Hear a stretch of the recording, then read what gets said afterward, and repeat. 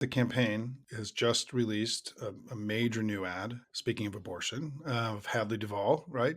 Speaking about her experience and how Trump has stripped her rights and freedoms away. She was on Morning Joe this week. So the campaign is once again now really leaning in hard. I mean, this is sort of the central thing they're really engaging in the latter half of the week. Would you reflect on that a little bit, Tara? It's heartbreaking, it's stirring, and it's really important. I've never slept a full night my entire life. I was 5 years old when my stepfather abused me for the first time. I just felt like I was alone on a planet with a monster. I was 12 when he impregnated me. I just remember thinking, I have to get out of my skin. I can't be me right now. Like, this can't be it. I didn't know what to do. I was a child. I didn't know what it meant to be pregnant at all.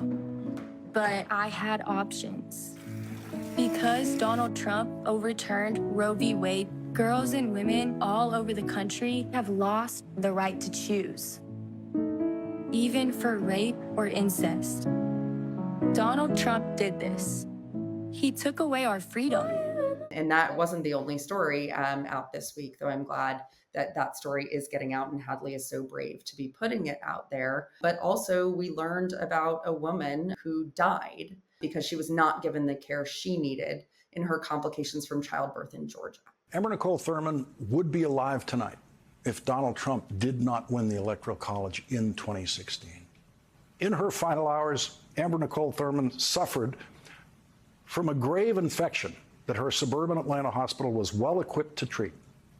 She'd taken abortion pills and encountered a rare complication. She had not expelled all of the fetal tissue from her body. She showed up at the Piedmont Henry Hospital in need of a routine procedure to clear it from her uterus called a dilation and curettage, or D&C.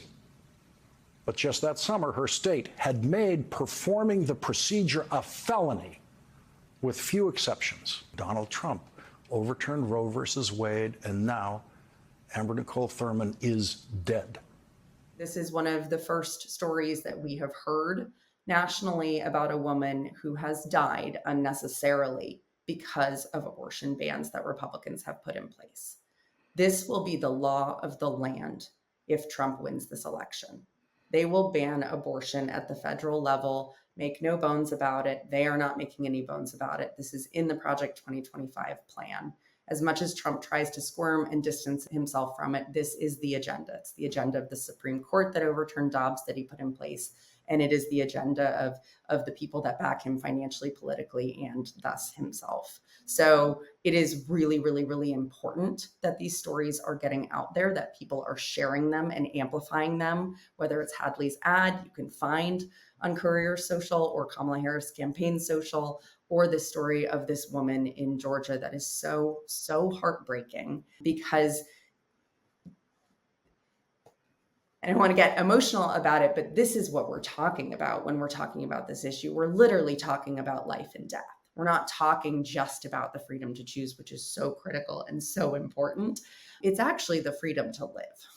It's the freedom to be able to reproduce, to have a child, and to go through childbirth and have a healthy experience for yourself as the mother and the baby. And that has been stripped away from women in states with abortion bans like Georgia and Texas and Florida, and so many others. And so this is really what is at stake in this election. And so I really, really urge people not only to pay attention to these stories as hard as they are and to watch these stories and these videos, but to share them and to make sure, because this is not about partisanship. It really isn't about politics. This is life or death for women, and also deeply impacting their families, their friends, their communities. So it's on all of us to protect one another and to protect our rights and freedoms. And so I really, really want to just encourage people to make sure that you share these stories on your own social platforms or through email, text message, however you communicate with people. And don't assume that they've seen them just because you have, because she was not given the care she needed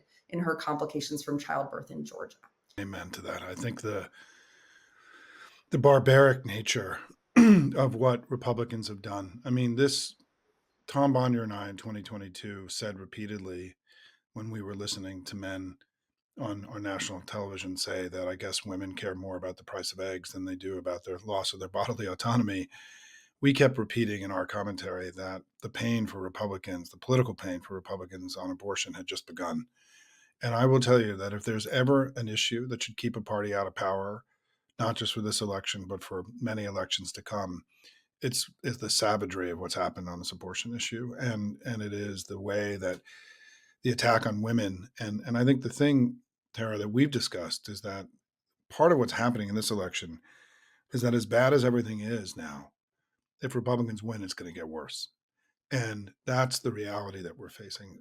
JD Vance has made it clear that this kind of rancid misogyny and hatred of women that is so central to who he is will become the dominant politics of the Republican Party in the coming years. And so the stakes in this election are so high for the American people, for the women of the country. And it's why we're here and why it's so critical we close strong. They already are in so many states led by Republican governors and legislatures. And it is cruel and devastating that any woman would have to carry her father's baby to term who raped her, or would have to die for us to be able to fight against this agenda.